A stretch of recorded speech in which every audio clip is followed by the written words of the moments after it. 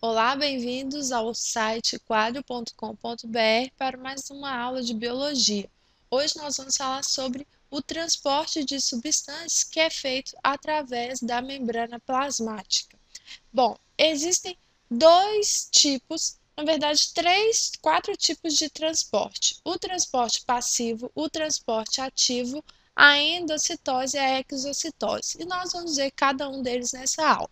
Bom, iniciando pelo transporte passivo e o ativo, eu já coloquei os dois juntos porque eu quero compará-los em relação ao gasto de energia. No transporte passivo, não há gasto de energia, tá? Então, eu não consumo energia, e no transporte ativo há gasto de energia. A célula precisa consumir uma parte da energia que ela tem armazenada para realizar esse tipo de transporte, ok? Essa é a principal diferença entre o transporte passivo e o transporte ativo. No passivo eu não consumo energia, no ativo há consumo de energia. Em transporte passivo, nós vamos falar sobre três tipos, e no transporte ativo, nós vamos falar sobre a bomba de sódio e potássio. Começando pelo transporte passivo, a osmose é o transporte de água que acontece através da membrana da célula. A água sempre vai passar de um meio hipotônico, um meio com menor concentração de soluto, para o meio hipertônico, com maior concentração de soluto, tá? Lembrem aí, a água é um solvente, né? Então, ela vai passar sempre do local onde ela dissolve menos substâncias para o local onde ela dissolve mais substância.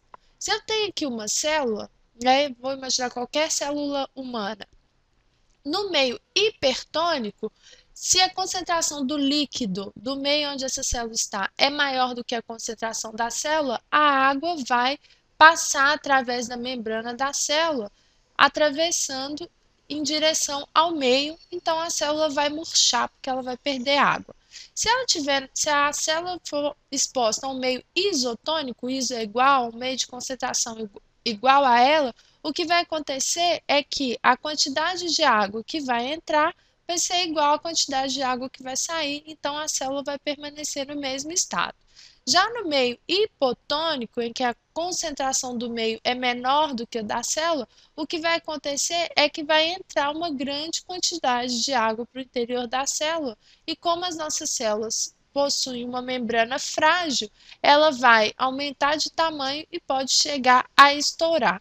No caso das células vegetais que possuem a parede celular, a célula não estoura, ela fica túrgida, que significa inchada, tá? Ela fica inchadinha, mas ela não estoura porque a parede celular impede, ok?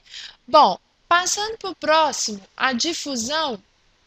Os processos de difusão, que pode ser simples ou facilitada, é o transporte de soluto. Então, nós vamos ter o soluto atravessando aí através da membrana. Na difusão simples, não, antes de falar isso, o soluto ele sempre passa do meio onde ele está em maior concentração para o meio onde ele está em menor concentração. Então, eu tenho aqui ó, o soluto azul e o soluto rosa. Vocês podem ver que o soluto azul é mais concentrado do lado de fora do que no meio interno à célula, e o rosa o contrário.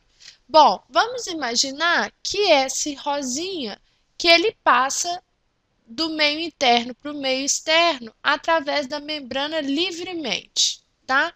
Ele vai passar aqui, e essa passagem, pessoal, tanto da água também e do soluto, ela acontece até ocorrer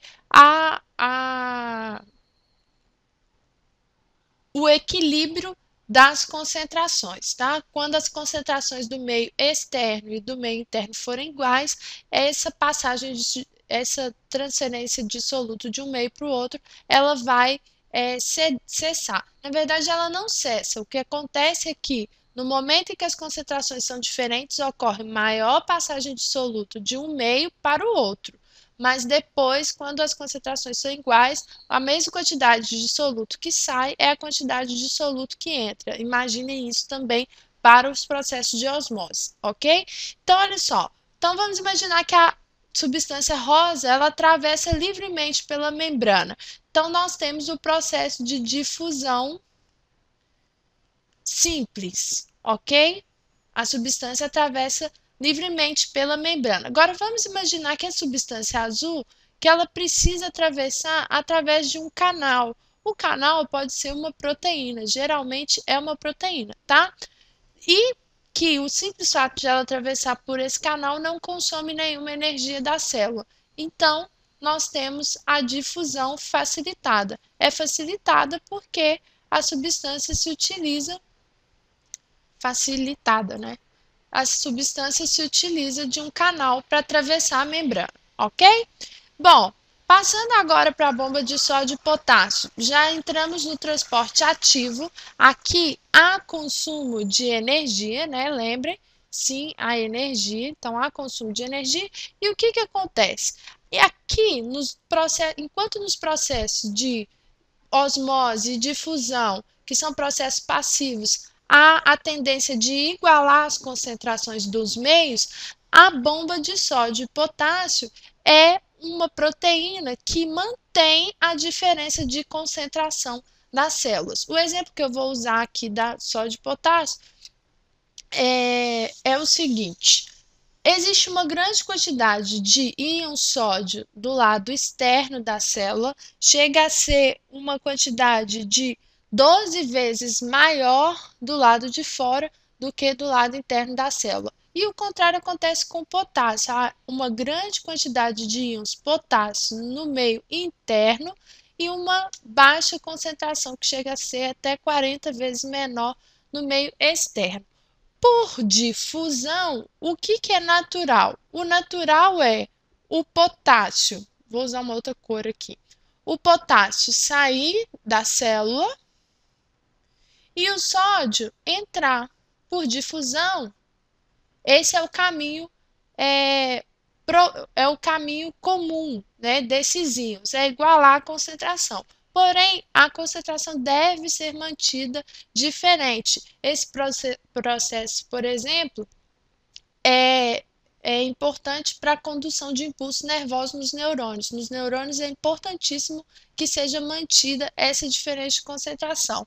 Então, existe uma proteína, a bomba de sódio e potássio, que joga esses íons de volta. Ela joga o sódio para fora da célula e coloca o potássio para dentro da célula, fazendo com que a concentração deles permaneça diferente no meio externo e no meio interno, no meio intracelular e no meio extracelular, ok? Então, essa proteína aqui, que é a bomba de sódio e potássio, ela consome energia para manter essa diferença de concentração, beleza?